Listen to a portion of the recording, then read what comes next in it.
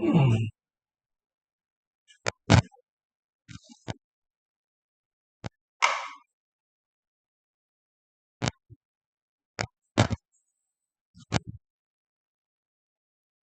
morning. Welcome to Krishna's classroom. I think it is uh, you know it would be interesting to do the preliminaries of the quotient spaces and norm on that to understand the linear functional geometry. It will be clear as I go on. Now, before that, we will just define what it is and then just get an idea of what the quotient spaces are. So let X be a normal limit over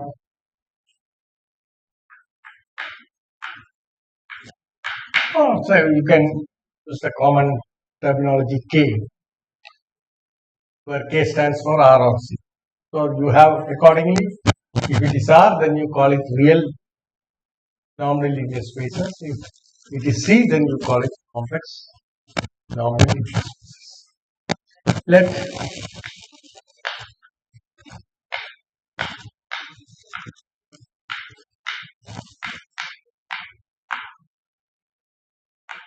be a subspace. So we define or we construct a new space, namely X by M. This is called the quotient space, quotient with the subspace M, which you define as the set of all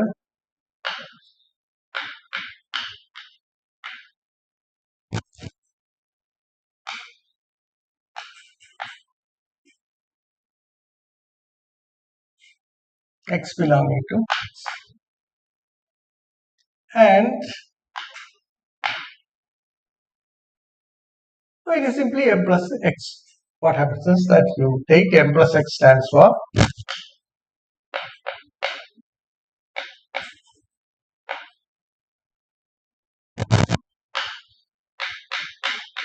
the set of all Y plus X, where Y belongs to M. This is M plus X. So it's a set, it's a subset of X. So M plus X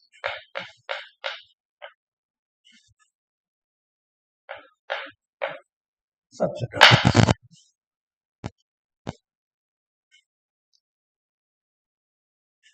And this is for every X belonging. So we classify these elements. Now, what we do is, so this notation finally comes for something like this. Now I'll add on to that. So you observe that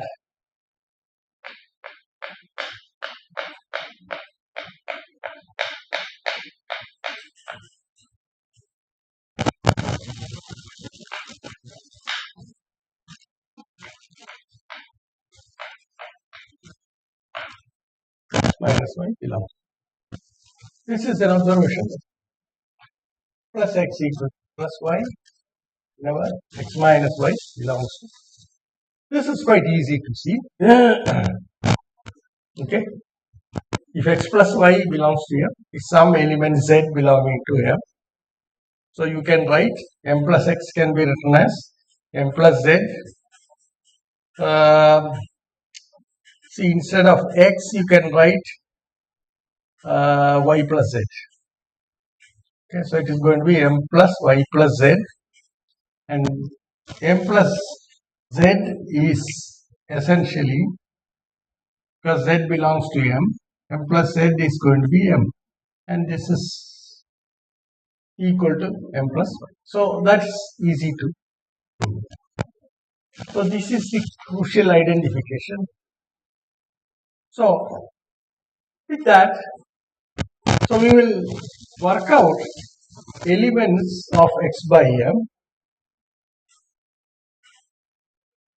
So let us write the following, and here we put the following condition. Okay.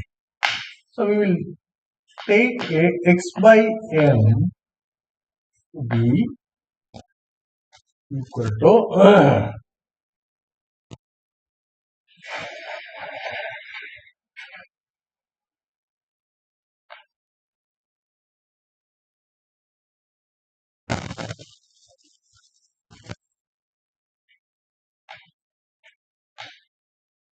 x belongs to x, and with the identification m plus x equal to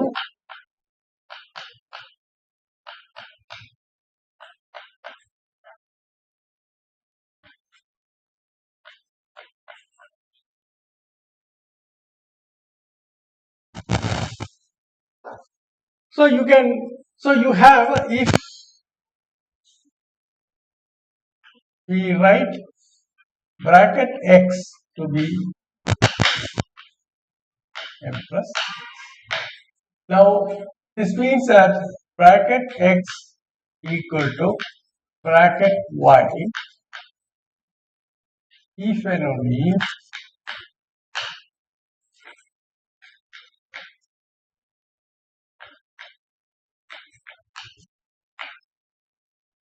let us get a feeling for this definition. Let us take R.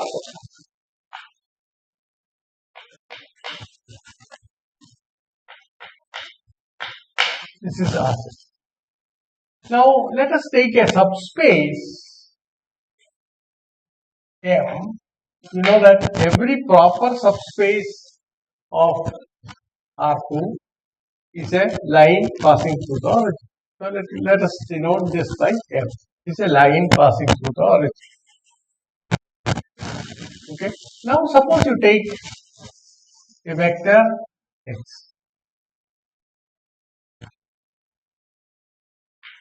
Now if you observe that if x happens to be on M itself, then M plus x is equal to M. Suppose let us assume x does not belong to M. So observe that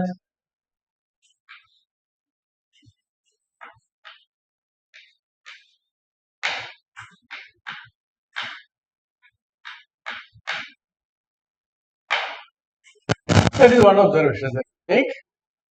Then you take a x. What is going to be M plus x? So you take a y. So this is some element y. You are taking x plus y using the parallelogram law. So this is your x plus y. And likewise, when you vary, you see that this point moves along a line parallel to f. Okay. So this is going to be plus f. Okay. There you see that if y also happens to be, if when is x minus y belongs to M, so this is going to be, suppose y is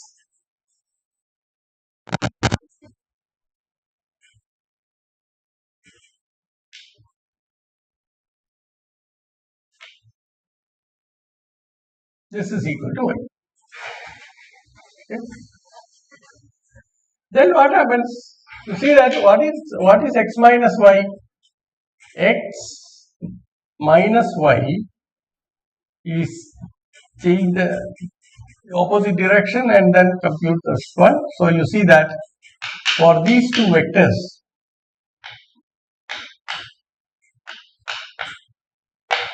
so also y minus x belongs to it, so that means a subspace. Okay, this is easy to see because you see that x minus y is, this is minus y, so it is actually x plus minus y. So when you sum it up, This is going to be this. So this is going to be x minus y. And x minus y turns out to be an element of, you are just applying the parallelogram law of addition. Okay, so you have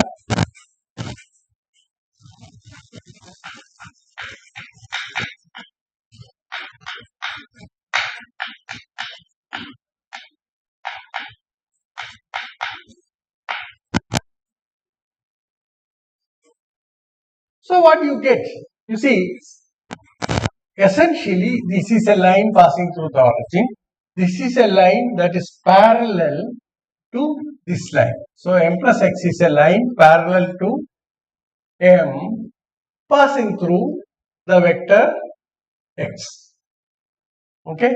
So what happens? What are the elements that you get?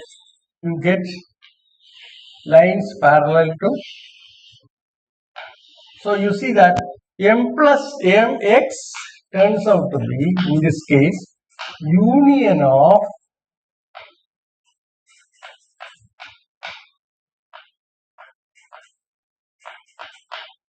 x belongs to x. Okay, and each one is a line, and m plus x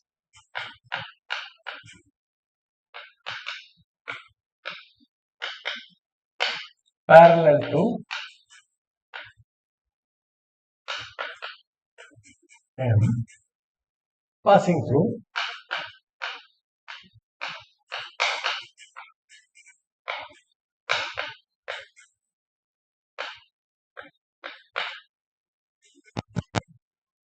can now connect all these things. So if x happens to be, in particular, you see that m plus x equal to m if and only if x belongs to m. So for any x that is in m plus x is equal to. So these are the considerations that you. Now you see, now we consider the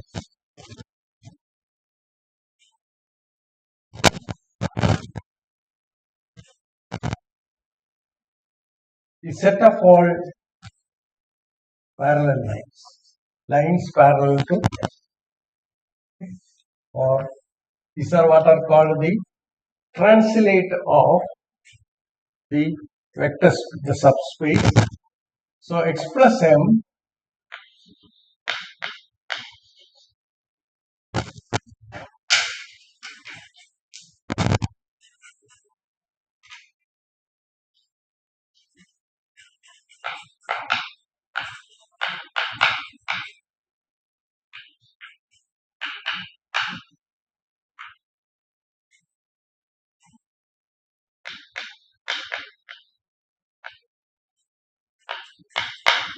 through x. Which parallelly you take m, parallelly move it, keep the 0 here, move it along the vector x, then you reach here, and this there is a line parallel. Note that.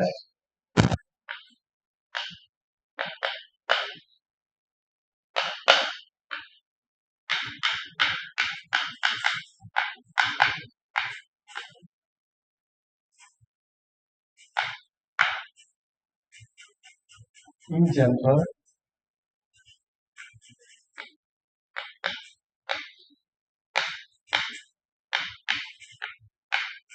m plus x is a subspace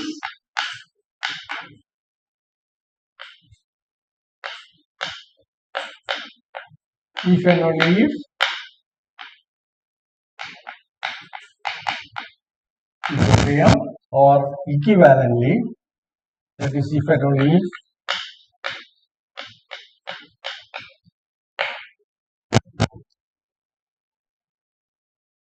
now we claim that. So let us take this notation.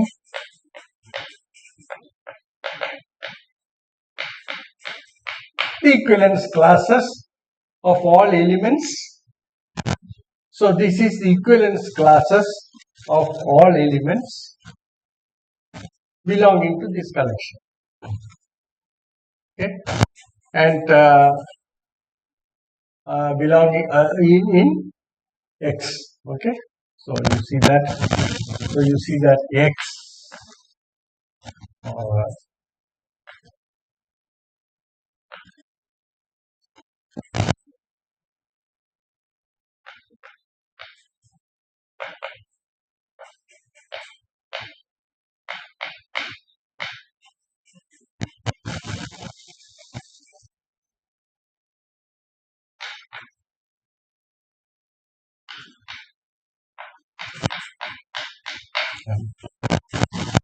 Define. Then this is an equivalence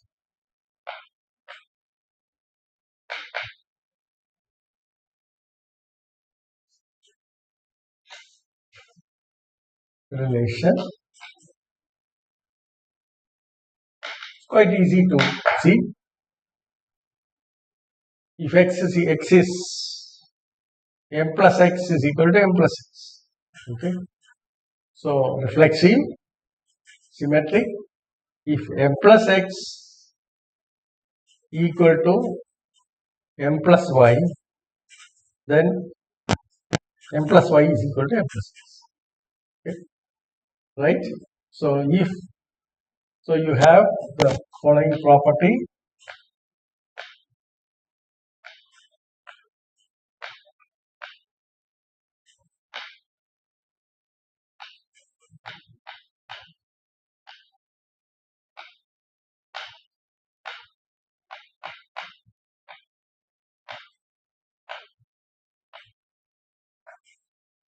Because of the commutativity of this, that is x minus y is the same as minus of y minus x. So if x minus y belongs to m, then y minus x belongs to okay, that's the reason. Then finally you can show that x plus y what you have is easy to see.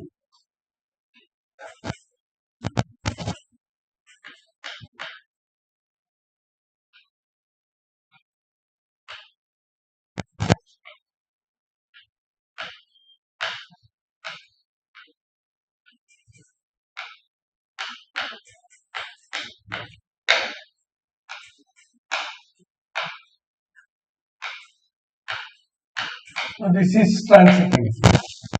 So the relation that we have defined on x is, so the relation that we have defined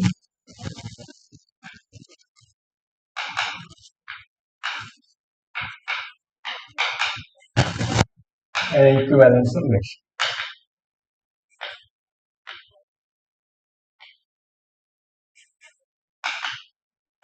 Hence, it partitions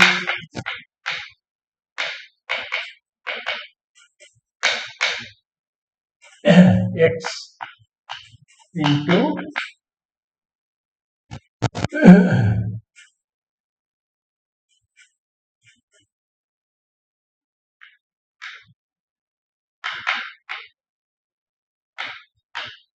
equivalence classes. Okay, and you know that x is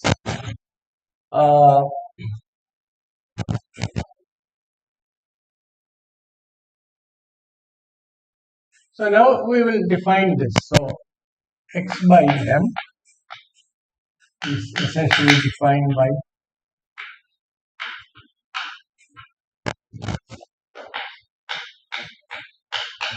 this is the actual definition. These are the blocks. Essentially, in the case of R2,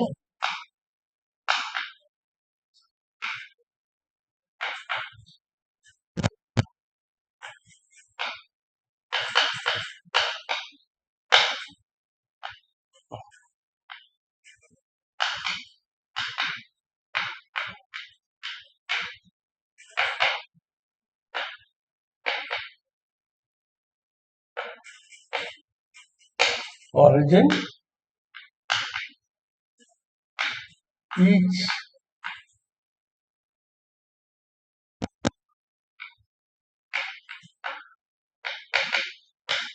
translator, the parallel translate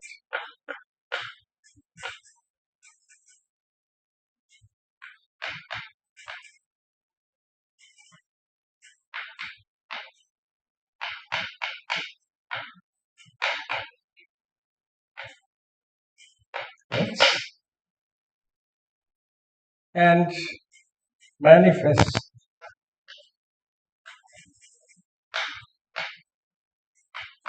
as a line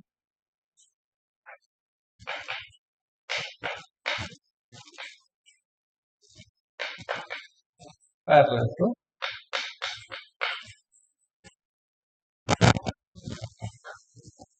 so this is the geometric picture of that, and this in general. Now you see this is a vector space. So what we assert is this, that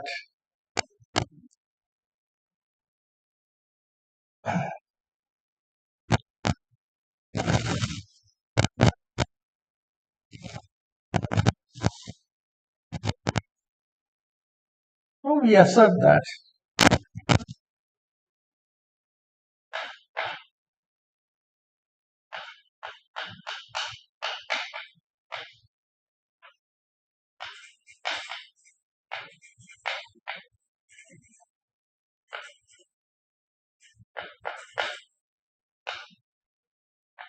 or C.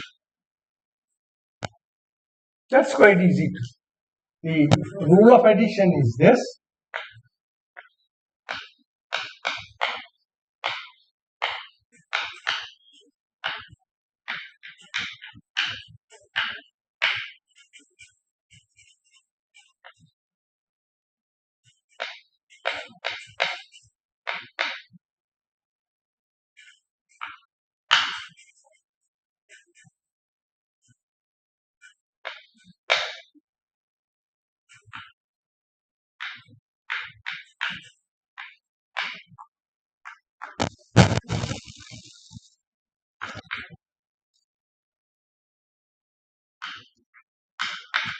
Depending on whether it's a real space or a complex space.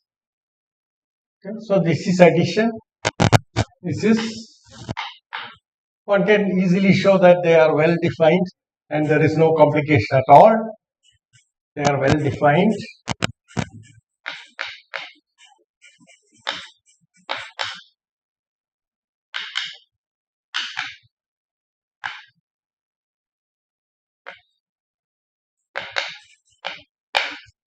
And the zero element is this. This is essentially M. Okay, and all these are going to be consolates of M through various vectors. Now for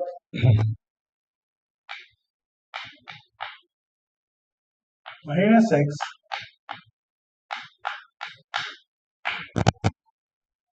these are all very easy to verify, and then you can verify all the properties of linear spaces are verified.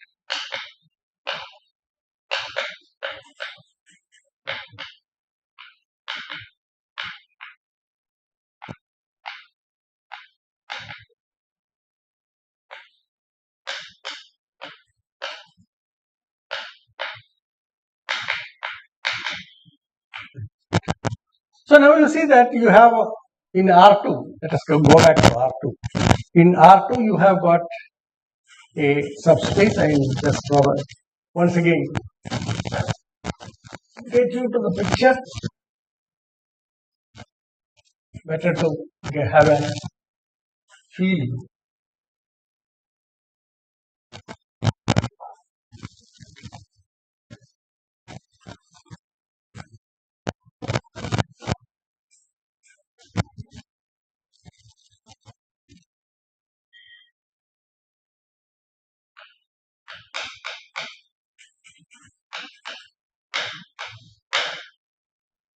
Take x to be equal to R2, M to be equal to line the origin.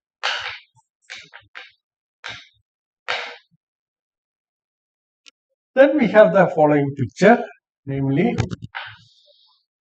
this is your R2 and this is your subspace, and then you have all these lines parallel. So the new space that you define are the lines parallel to M, and you can see that the union of these lines completely cover the whole thing, and all these properties are satisfied.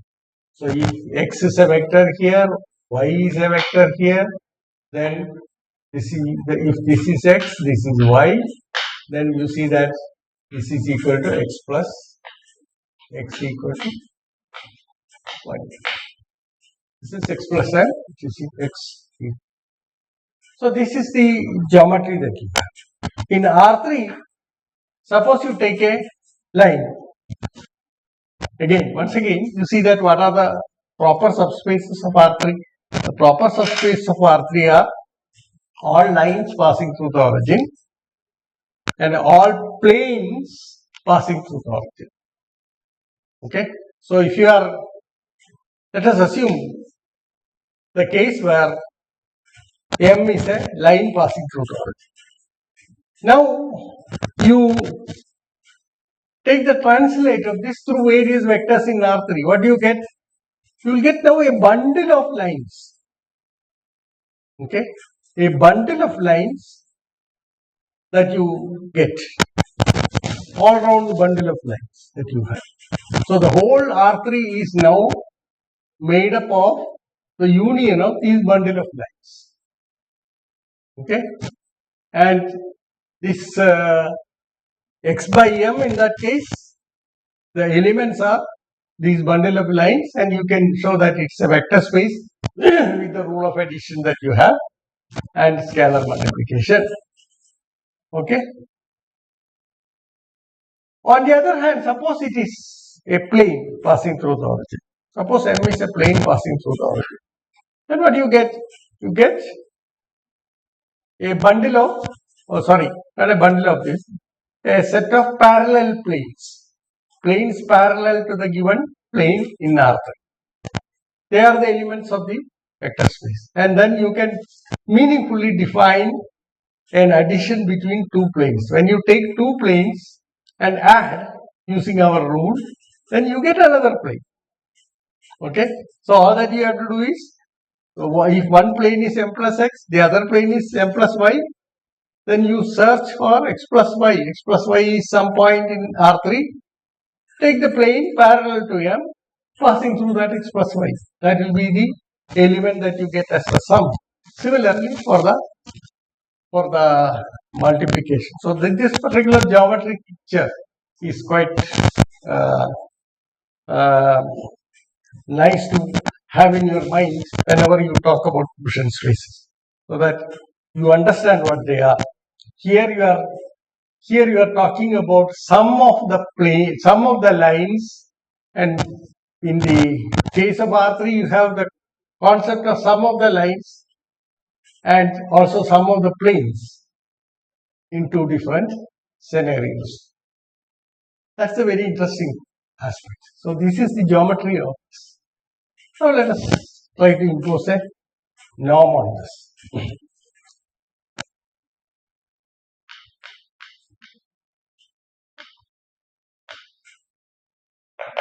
Suppose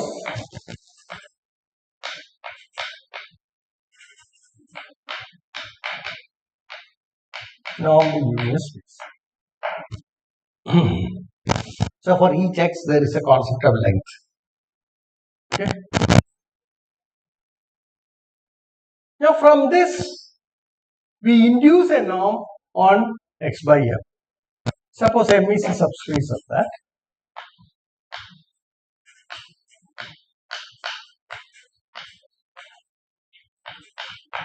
When you look at x by m,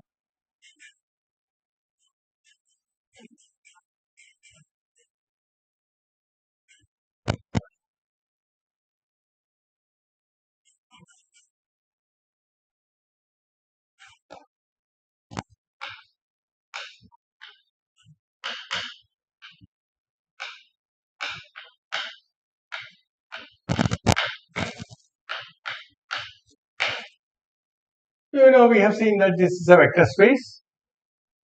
Now we define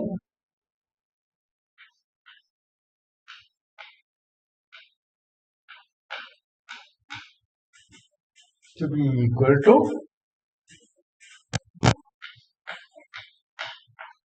norm of x. Okay. Well, see that? So this is essentially norm of m plus x.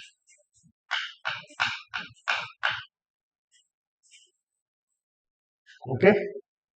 Now, when is this equal to 0? You see that clearly.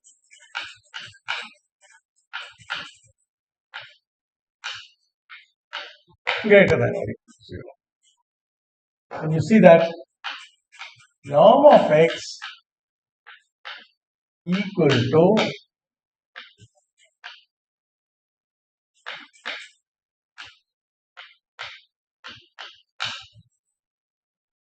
equal to 0 if and only if what happens?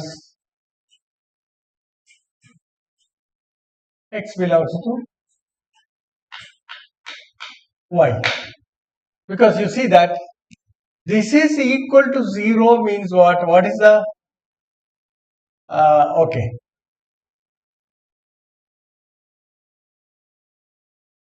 So whenever x is in M, then you see that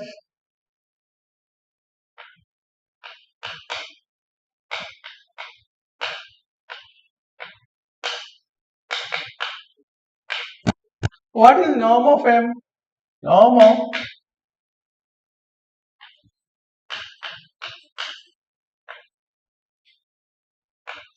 zero element, and this is by definition this is equal to 0. Okay. Therefore, you see that these two conditions are satisfied. Now you can easily verify that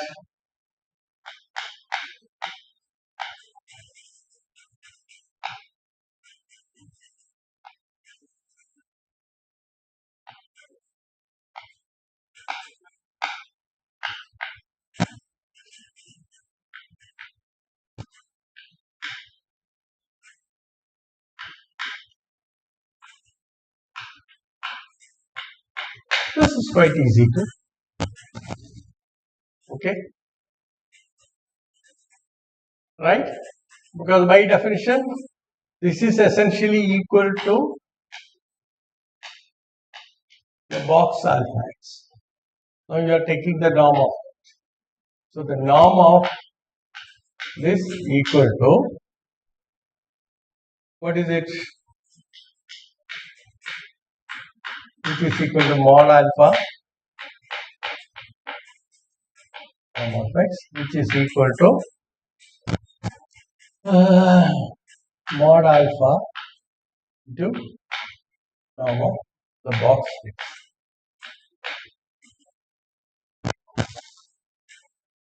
Okay, so that is the proof of that. That's easy to see. Then you have norm of this, I leave it to you.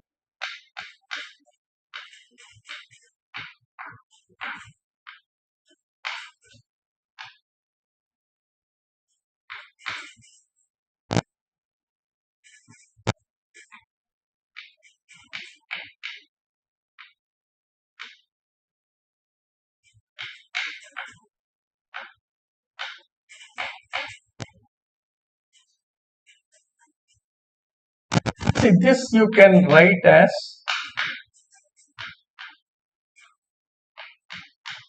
by definition. This is this.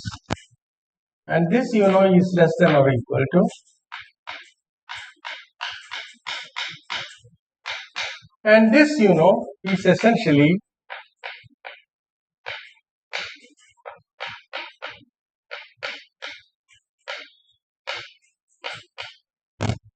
therefore, if X is a normally linear space, then the norm induces a norm on the quotient space. Okay, so every norm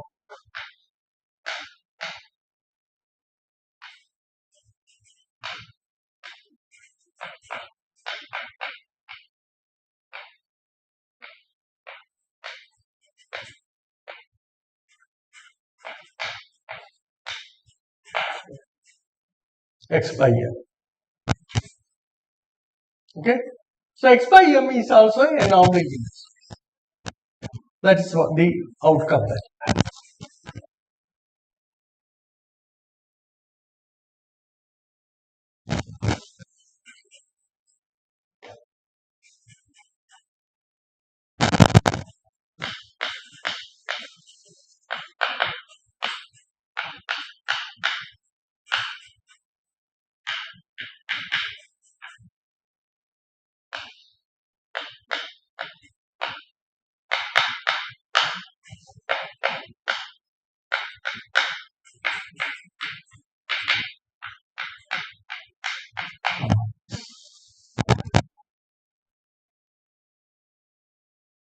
Okay, so this is a non-linear.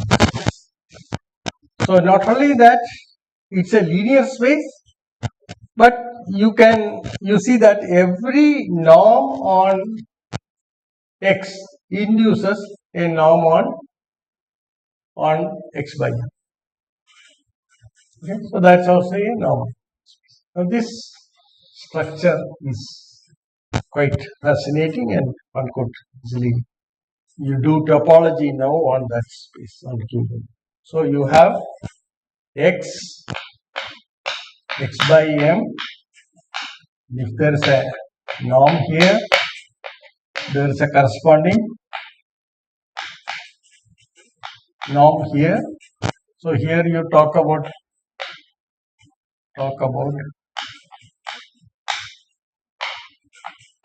this is a non-linear. So these two are non-linear spaces. So you have automatically a structure of norm induced on this space.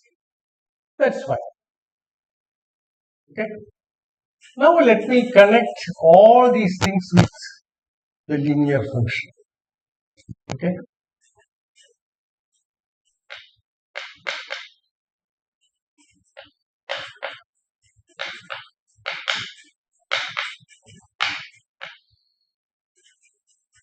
So let f from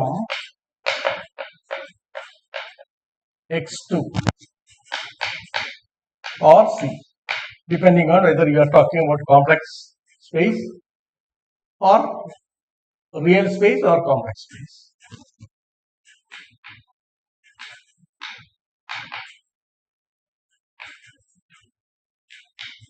Then f is called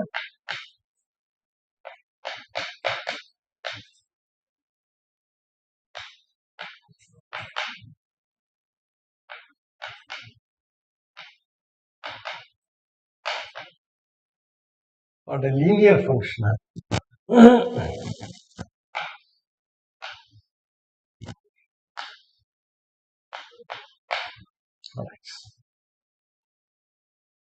Now we look at the null space of this.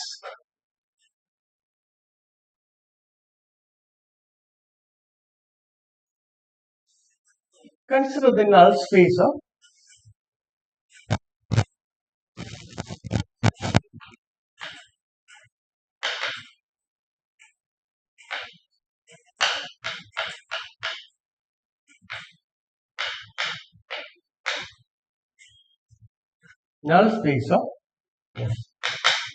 say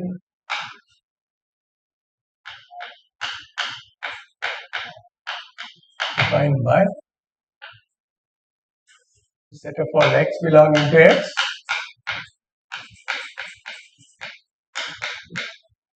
zero.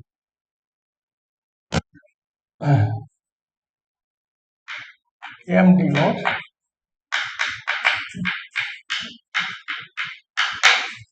then M is a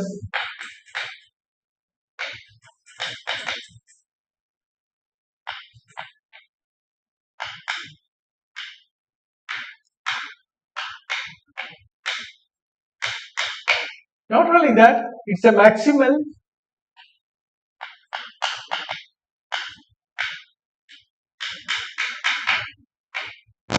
proper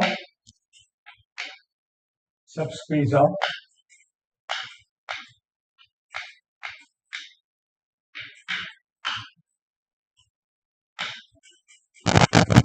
f is not equal to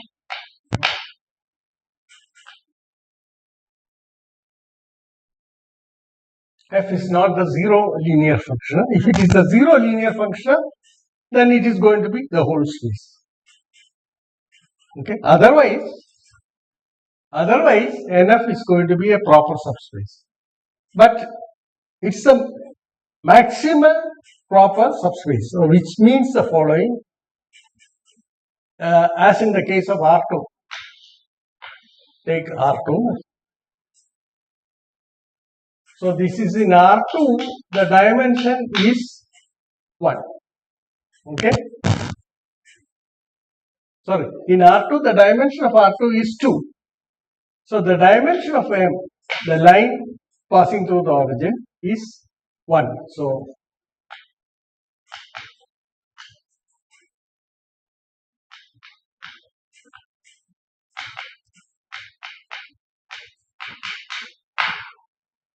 and you take any vector,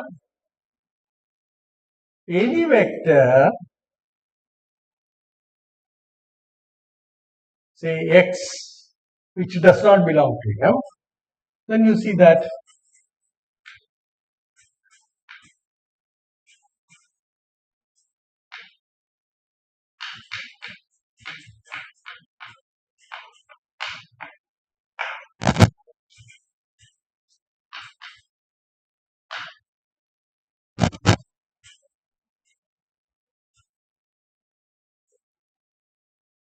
the dimension of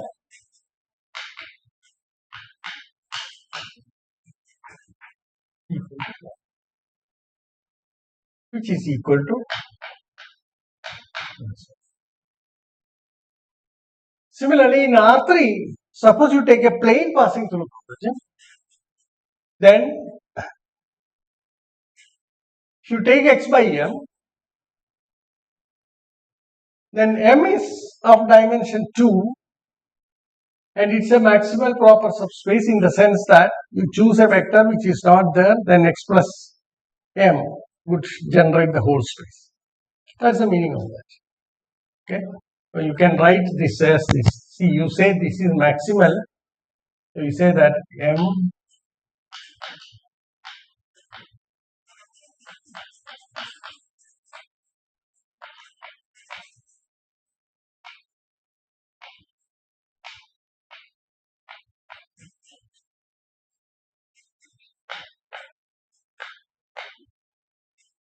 a vector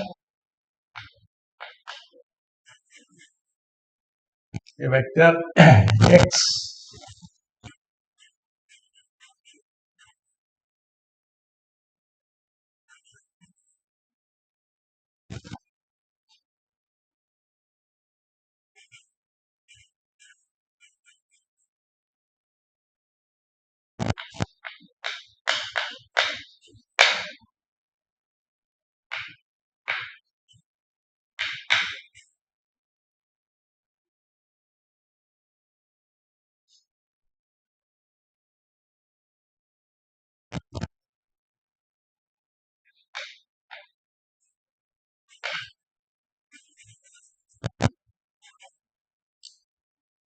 such that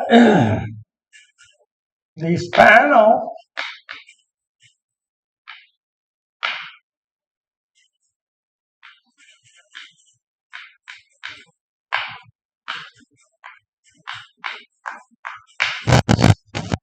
equal to x. That means if it is finite dimensional vector space, if x is a finite dimensional vector space, say of dimension n, then the all subspaces which are of dimension n minus 1 are maximal proper subspaces. If you take a vector space of dimension n minus 2, it is not a maximal proper subspace, because you take that subspace and then you can further enhance it to a proper subspace of F. This is the meaning of maximal. So this is the safer way of defining it. In the finite dimensional spaces, you can easily say that for any vector space of dimension n, the maximal proper subspaces are n minus 1 dimensional subspaces. But this statement cannot be carried through to the infinite dimensional spaces, and taking into account the possibility of talking about infinite dimensional spaces, we are introducing this particular definition.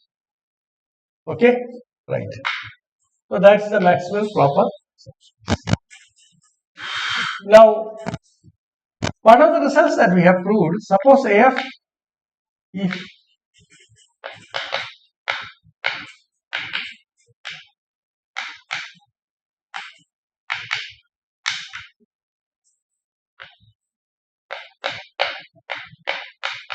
not equal to 0, then the null space of F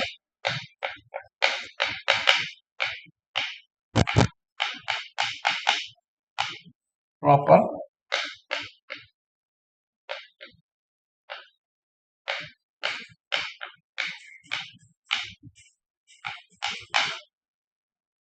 this is a nice result that you have. It's a maximal proper subspace of. Now this is one identity. Now we asked a converse question. Okay. What is the converse question?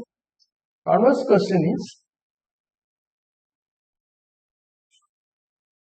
suppose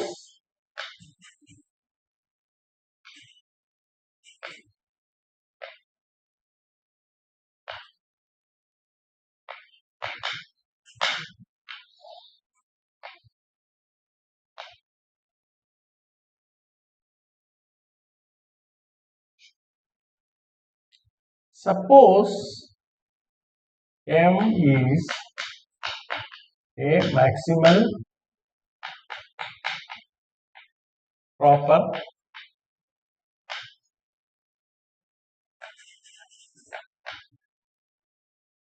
subspace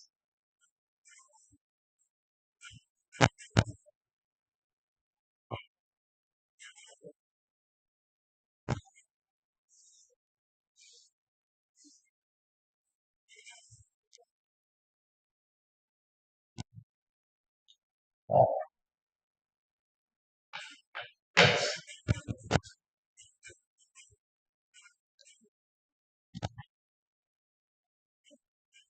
does there exist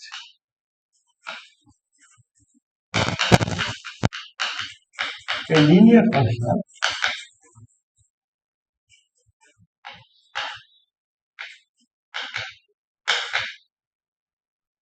on X such that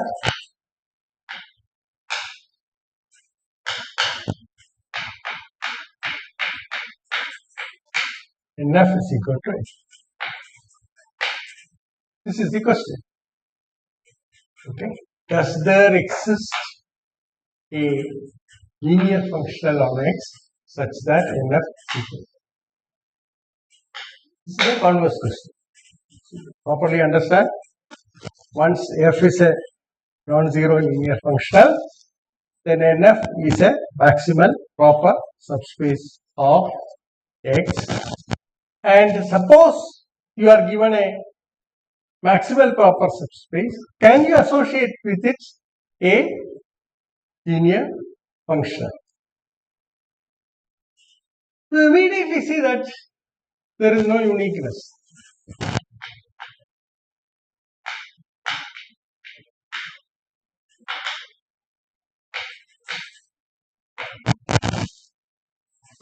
Why?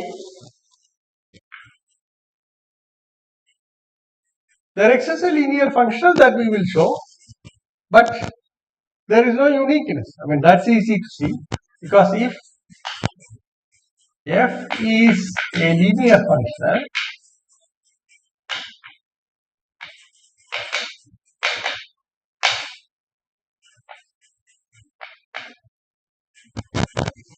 such that F not equal to 0, then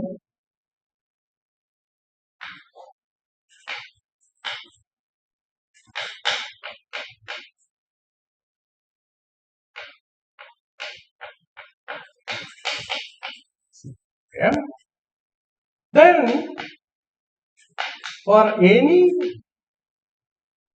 k belonging to R or C,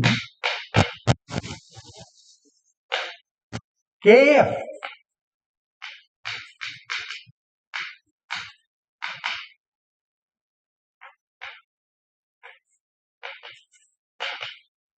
is a linear function such that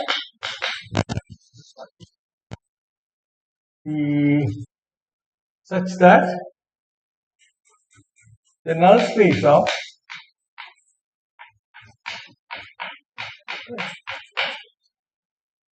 so if f is any such linear functional, then a scalar multiple of f is also such a linear function.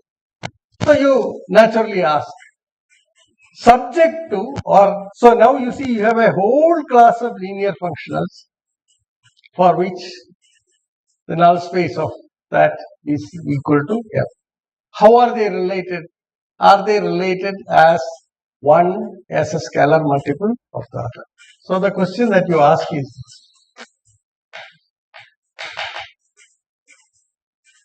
suppose f and g are two non-zero linear functions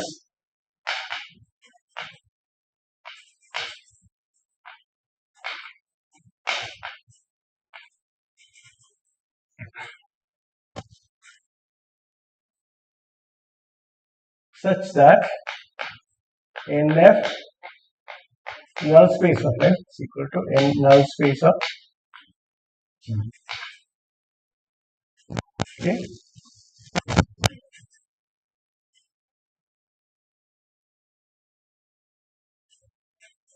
Then how are these two related?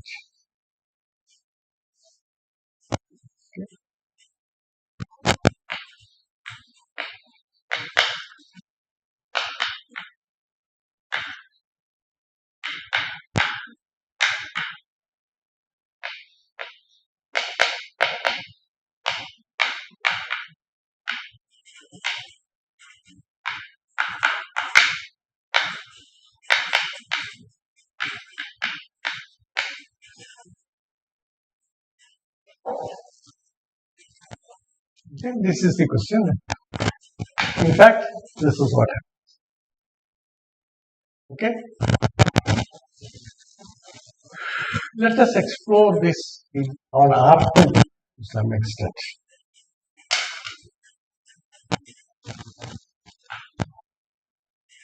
Go to the example R. And this is a maximum proper subspace. Now, what are the elements of this? Okay. So how do you fix the? So how one can fix the value of k? Okay. So let us see that. So what does this mean? Suppose you take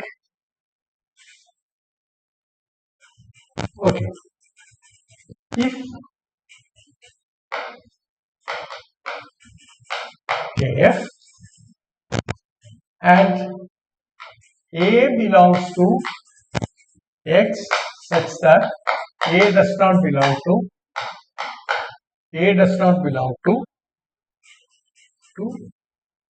f.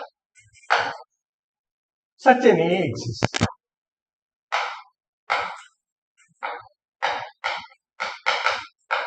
Because M is a maximal proper subspace.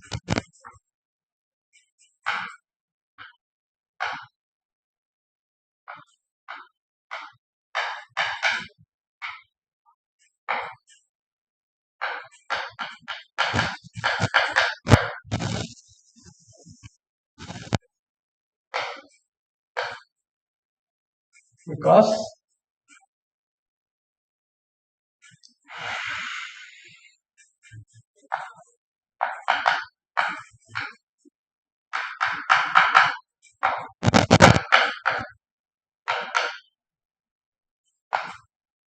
subspace,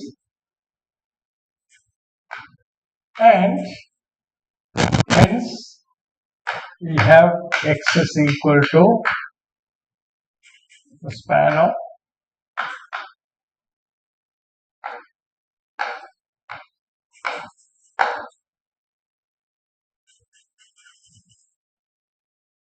okay. So every vector can be written as every x belonging to x can be written as a vector in M plus a scalar multiple of okay. That's the one, right?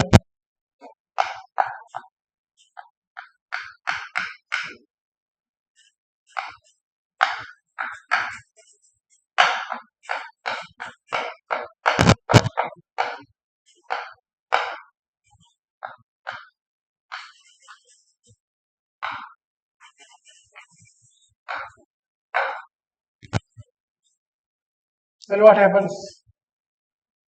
F of x equal to f of x prime. F of x prime is what?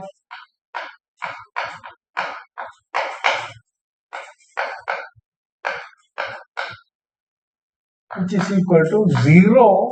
F of x prime is 0 plus k times f of. So g of x is also equal to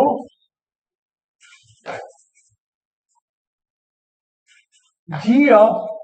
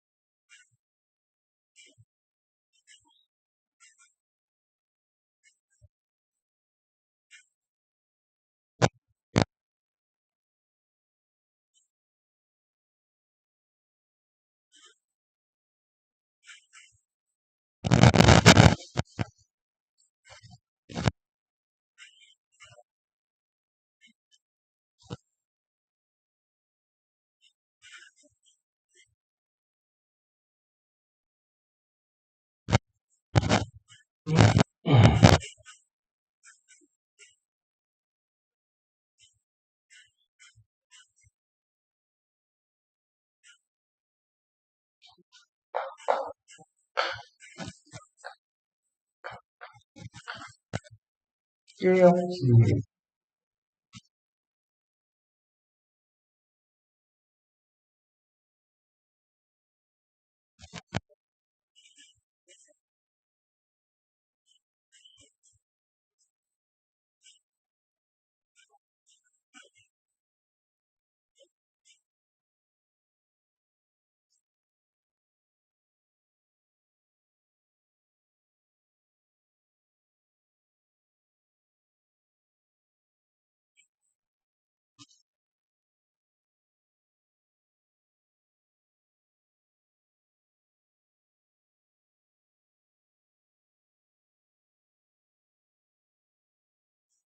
Okay, let me somewhere I have yes. Right.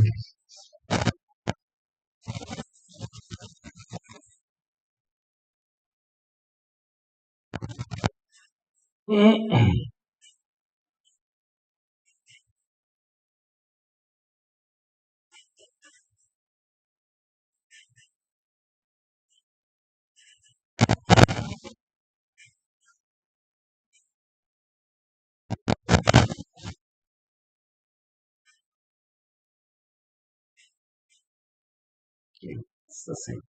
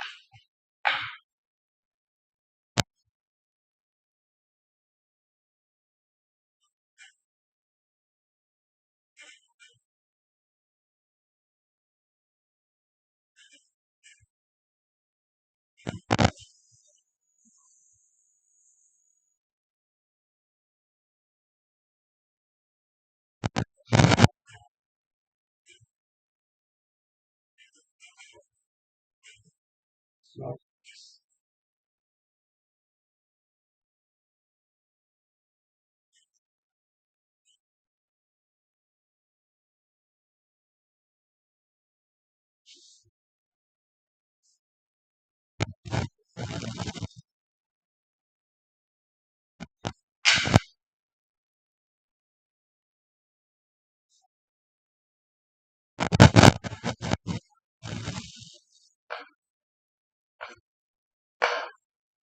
Okay, so let me write this. Yeah, we shall see this. Right. So we have seen that if G is equal to K for some K, then both of them have the same null space. Okay. Then and conversely, if you have two such functions, two such linear functions, then they are related by a related through a scalar multiple. Okay. So that we shall see. We shall prove. So now let us. So how do you fix the F?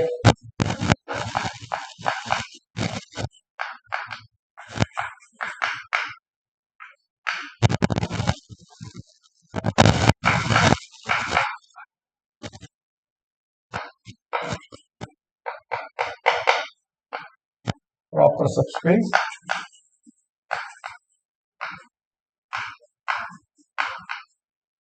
And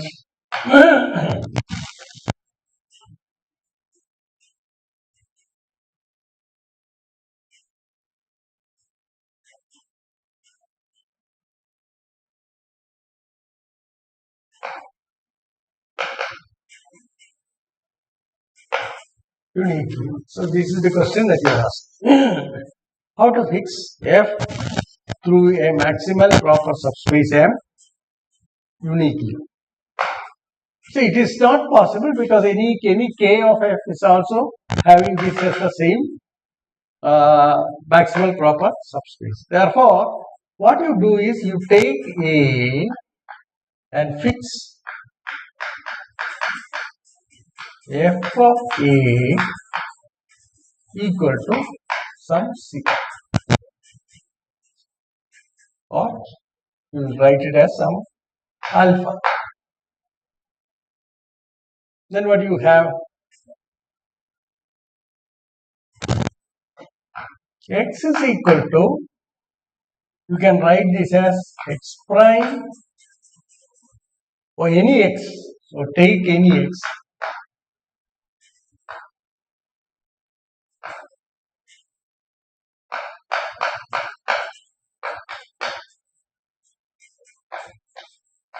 X can be resolved as x prime plus some multiple of A. Okay.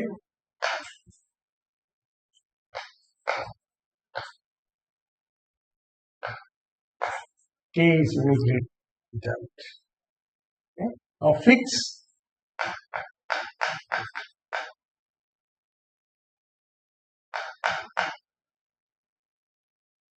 f of x is equal to f of x prime plus A,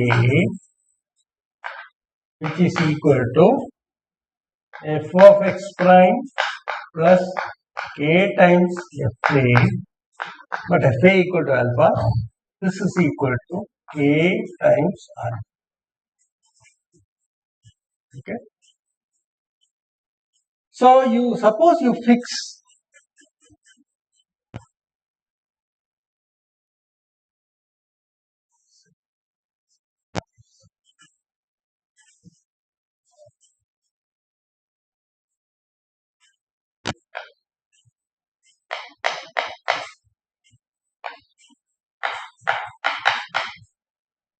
the value of f at A, which is not in M, then the linear functional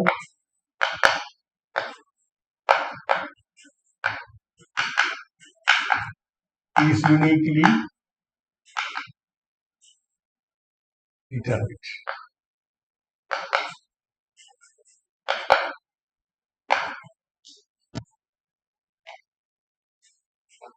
Because you see, suppose G is another linear function. Okay, suppose G is such that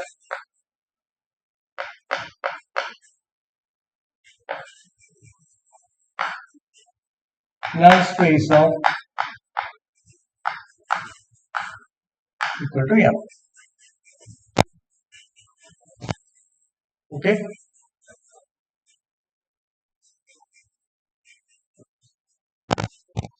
and G of then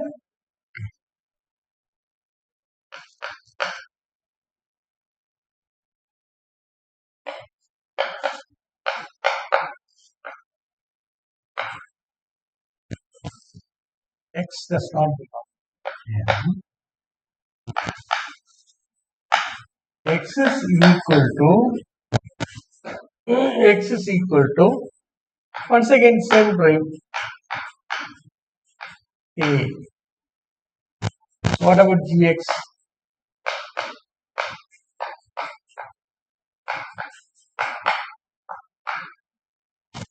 K times Ga, and this is equal to K times beta.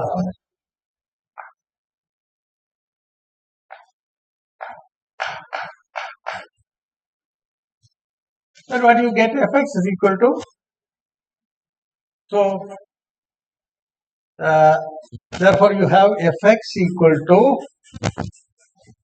K alpha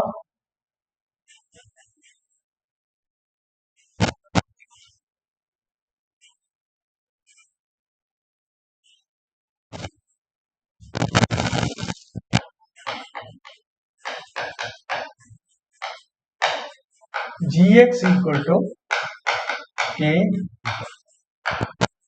Now F is equal to G, therefore Fx equal to Gx, you can only alpha. Thus, the value of F at A not in M and M uniquely fixes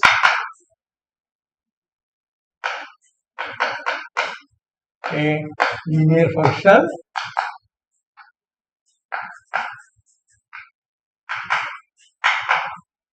F on X such that the null space of F is equal to M. Okay, how does it come? So X is equal to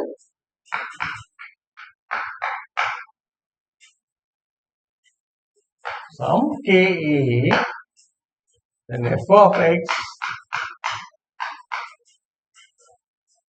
equal to K times. If Fa is uniquely fixed, then so you need two things. One, M, a maximal proper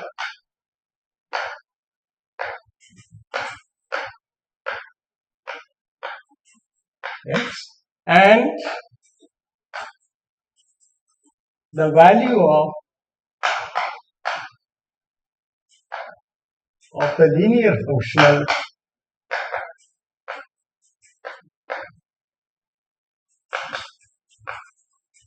at some A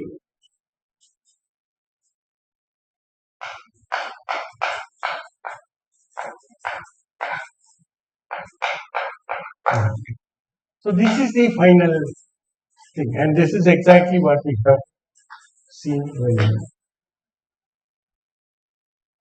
Okay. So that is the identification.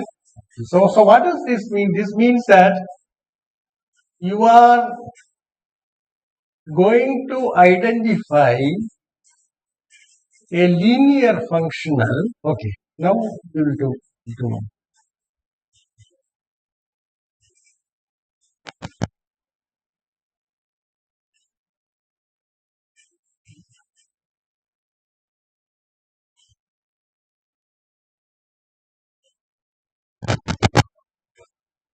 Let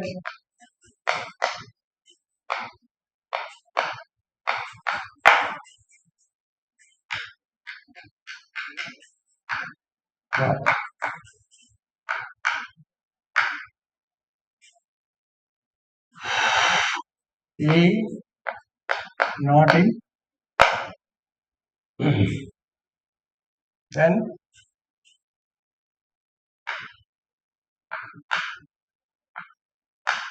M plus A, which is equal to, this is the translate of M to the vector A. Okay.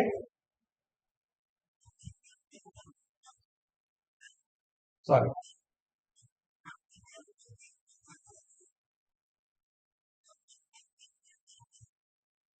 So fix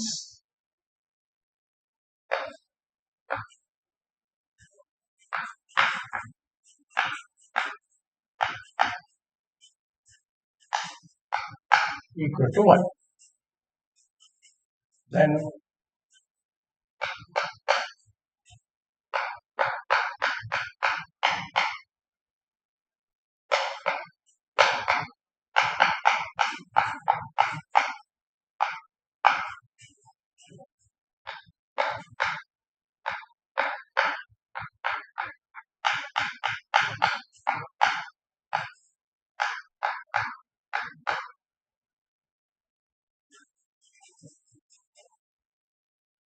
it is the same as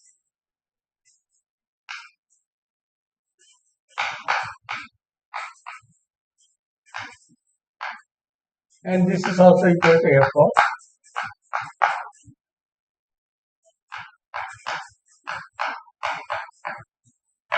K. That is the value. So what does this do? It means the following. Geometry is the following. Just go back to R.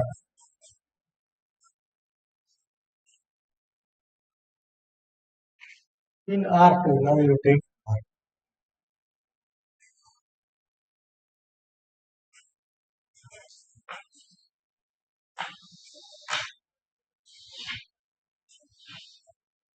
This is your M. Now a non-zero vector is given. This is A. Now what you have is,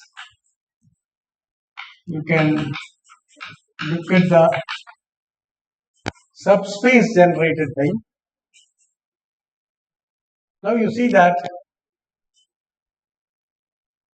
see, through each point on this, there is a line parallel to M. So this is the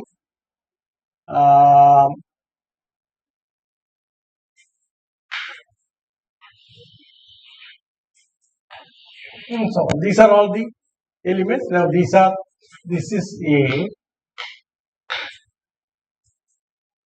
Okay. This is if this vector is K, then this is K.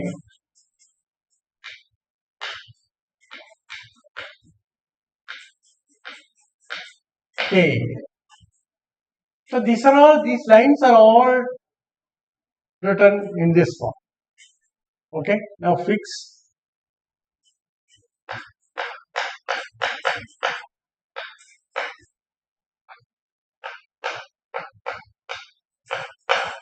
equal to 1. Then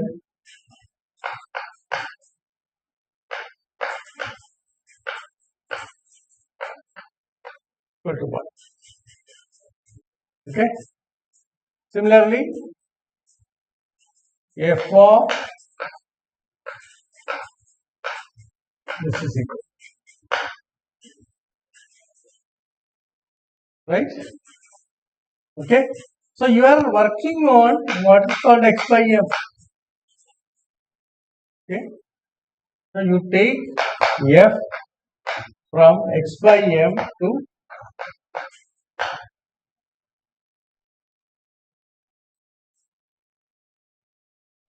right, and then define f.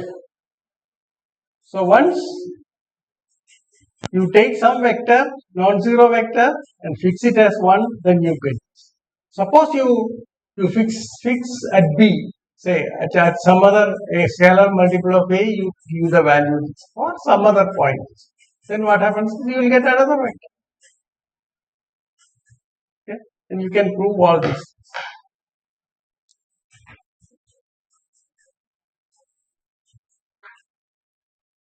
This is the connection between the x by m and the linear. So a linear functional is defined on now x by m. By m is a vector space. Okay, and that defines the vector, the linear function. What it does is on some line. So everywhere on this line, the value of f is the same. Okay, so f is a constant on this. On each of these lines, f is a constant.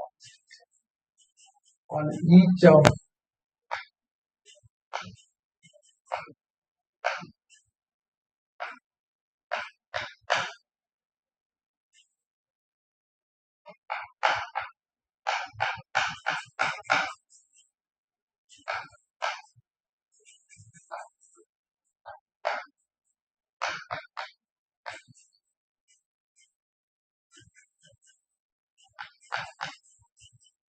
non-zero,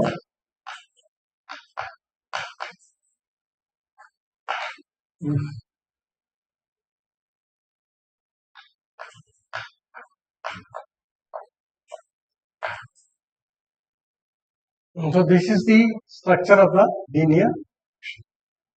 I think that's a nice place to stop. I'll take it up later and then connect the whole thing with what we want to do for Banach theorem. So we have got some idea of this. Now what I want to do is I want to induce a norm on f. Okay, right? I want to induce a norm on. What I do is the following.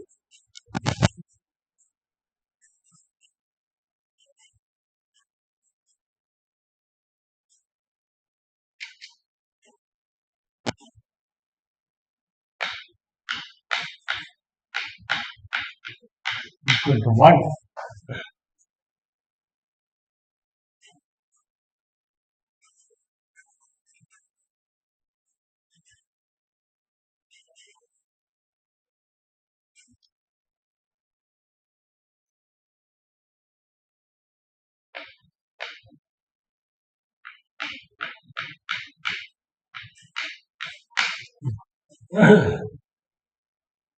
Okay. This is how I.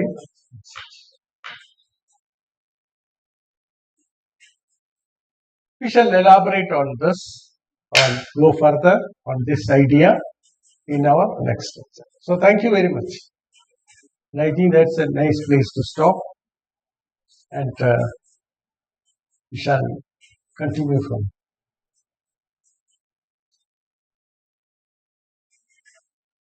That's right.